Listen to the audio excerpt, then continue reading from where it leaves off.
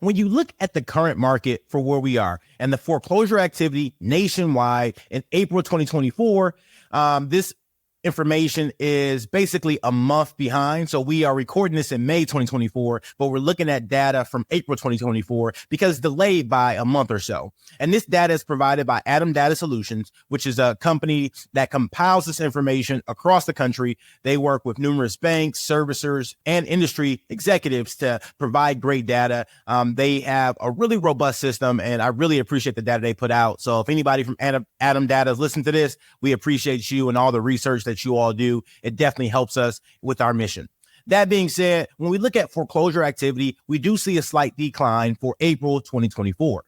When we look at nationwide, 1 in every 4,453 housing units had a foreclosure filing in April. Foreclosure filings were actually down 4% since March 2024. So we do see a decline in the foreclosure filings. Foreclosure starts decreased about 7% from March 2024. Lenders repossessed 2,904 properties through foreclosure to REO status. And that REO status means real estate owned. So that means that the lender started the foreclosure and completed the foreclosure with the sale of the property on the courthouse steps, or they took it back, if that makes sense, as part of their inventory, and now will go through a real estate agent and things like that. When you look at the foreclosure completions, they were up 8% from March 2024, but less than 1% from April 2023. So basically, we are increasing month over month, but if you compare this to the previous year, it's only up less than 1%. And so it looks like year over year, there's a trend where April, you see a spike. And I don't have any correlation or reason as to why that trend exists, but that's just the trend we see.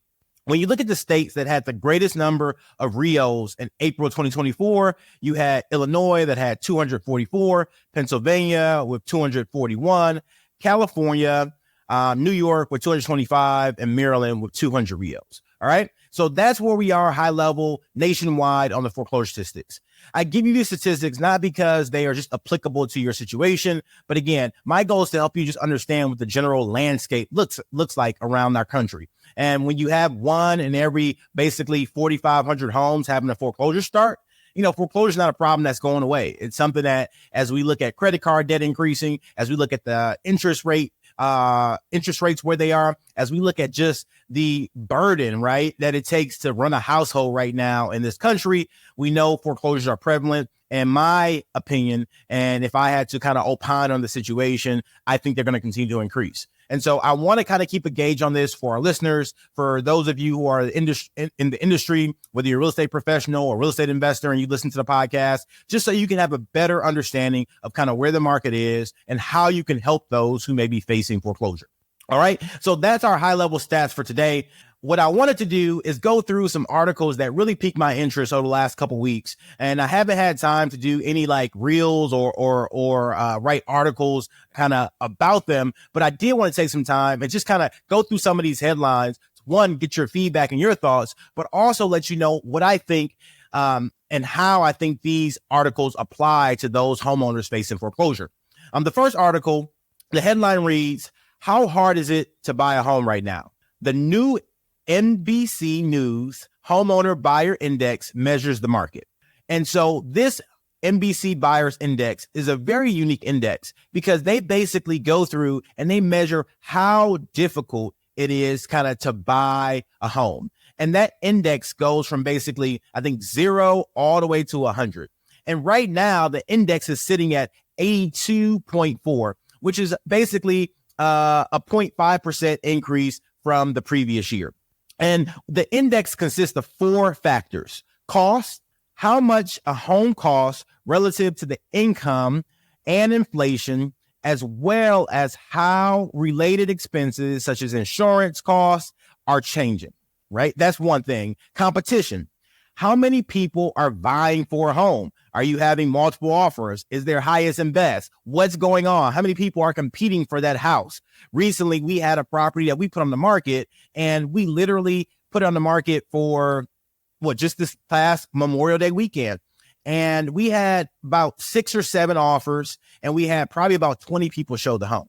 Now, all the offers we received were at or above asking price. So if you were a homeowner and that property was the top of your budget and you submitted your best offer, somebody else came in behind them and said, hey, I can afford a little bit more, so I'm going to pay more for that house. And so that is that competition when you see it in markets.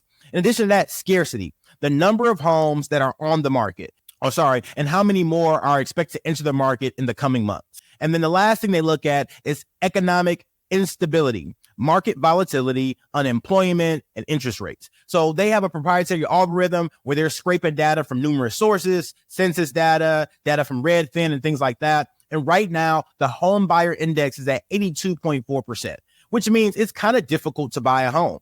In addition to that, when you look at this chart that I'm showing right now, it just shows it broken down by county, where it goes from basically on the low end, 28 score for difficulty, all the way up to an 89 score on difficulty. And so when you look at things like this and you're facing foreclosure and you're saying, what do I do? We always talk about what decision you need to make. Do you keep your house or do you sell your house? These types of information, this type of input helps you think through what's going on in my local area. If I'm trying to stay in the same state or geographical location that I am in now, and I have a house and there's a way I can save my house or keep my house from going in foreclosure, does it make sense for me to keep my house? We'll give you more feedback on that here shortly, but I just want you to think about that question of, what do you do? Do you want to keep your house or sell your house? Is something when you're facing foreclosure that you should always be thinking about. And our goal here is to help push you in one of those directions. And it doesn't matter which one you choose, but as you go through that process, we want to arm you with the right information to make the best decision possible. So that was the headline for there. Next thing is increasing income housing gap. And this is provided by Visual Capitalist. They do a really good job at providing illustrations on hard data, and it just makes it so easy to understand and interpret. And so big shout out to the folks over at Visual Capitalist. That being said, when you look at increased income versus housing gap, this chart basically goes all the way back to about 85 or so.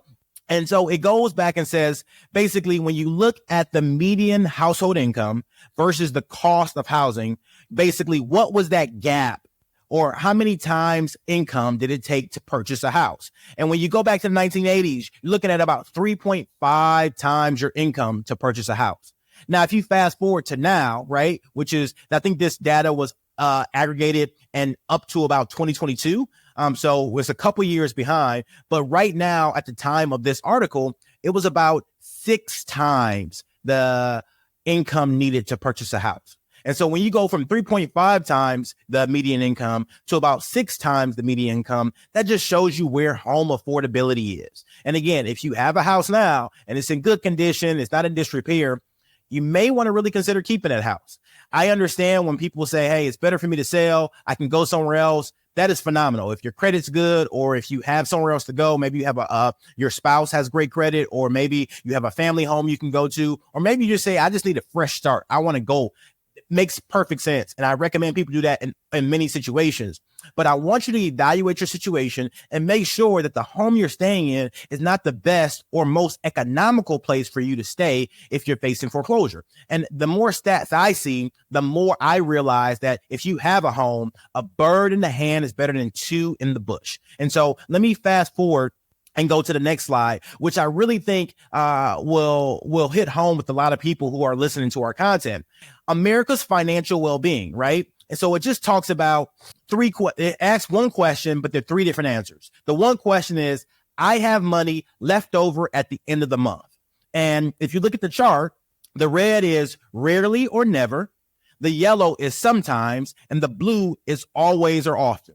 And we have it broken down by kind of 3 different ranges. One is age range, the 18 to 29, the 30 to 44, the 45 to 59, and the 60 plus. And as you can imagine, the folks who are 60 plus have much more always and often that they do have money. About 50% of them, or actually 49% of them to be exact, say they all often have money, which means basically another 51% say rarely or never. But when I look with the age range that I found kind of very interesting is that 18 to 29 says, 29% say that they always or often, or 33% say sometimes, and 38% say rarely or never. I think when I was 18, mine would have always been kind of rarely or never have money at the end of the month. But as we look at this stat, what I want to fast forward to and what I want to look at is that all adults slide, right? All adults. When we look at all adults calculated together, only 39% of people say they always or often have money at the end of the month, which means that 61% of people are saying rarely, never, or sometimes. And so we talk about how often people are living paycheck to paycheck. We also talk about the foreclosure problem, not just being a problem that's isolated to you if you're facing foreclosure. There are many people struggling in our country. The fact that 61% of people are saying that I rarely have money at the end of the month just shows you that this is a problem that is widespread and you are not alone. The Foreclosure Fix family is here to help you. There are tons of different resources. And I just don't want you to ever go out and leave our content or stop listening to our stuff saying, oh, woe is me. It is just me in this boat. No, it is a lot of people in this boat, but we want to help you get to the other side. We want to help you get to that financial freedom. We want to help you get over the hump of foreclosure. And so do not ever feel like woe is me and that you are powerless. You have the power to change your situation. And there are other people who are going through the exact same thing. And so do not be discouraged, but be encouraged, because we are looking to help you in whichever way we can by giving you great content and helping you understand what to do when you're facing foreclosure. All right. The last article that really caught my attention was the income a family needs to comfortably live in the United States. And basically, they have a range of between $178,000 and $310,000. And this is based on 2 working adults with 2 children. So basically a family of 4. Now, I know you're going to say, DJ, there's so many families that don't make up this composition. Maybe there's only one parent. Maybe there's only one child. Maybe there are 10 children. And $178,000 is a significant amount of money for anywhere you live in the country. I get it.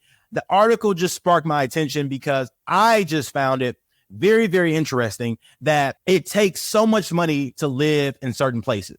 And now, for full disclosure, this article is not saying this is the bare minimum to live. This article was saying that this is the bare minimum to live comfortably. And to live comfortably is defined as annual income required to cover the 50-30-20 budget, allocating 50% of earnings to necessities, 30% to discretionary spending, and 20% to savings. So that's that 50-30-20 budget. 50% to necessities, 30% to discretionary spending, and 20% to savings. And so that is the budget that these folks are following, and that is the amount of money it takes to live. I was looking at the lowest spot is in Mississippi, good old Mississippi, only $178,000. While the highest spot looks to be in Massachusetts, and that is where you need the most money. And so if you're over there in Massachusetts, we know you need some money, and we know it is tough. And so, again, all these charts, all this data, all this stuff I'm pulling for you is not meant to make you feel bad or say, man, I'm never going to make this much money. What do I do? It's meant to let you know what is going on out there. Oftentimes, we don't look beyond our own situation. We don't look beyond our own peer group. We don't look beyond our own circles. And so I'm here to just give you data at a broad, high level that just shows you the differences around the country from the people we talk to, from the articles we read, and everything that is coming our way as we analyze the whole mortgage and real estate landscape. I'm so grateful for you listening. I appreciate you tuning in. Hopefully all the statistics and stuff I provided you today gives you great information on what to do if you're facing foreclosure. As always, if we can be a resource to you, if you like the content you're hearing, do us a favor, like, subscribe, and share it with someone who you know can benefit. We are here to help you. We appreciate you for listening. And as always, God bless you, and I love you. I'll see you soon. The views and opinions on this podcast are for informational purposes only and should not be construed as legal advice. If you have a specific legal question, we highly recommend you contact a qualified legal professional.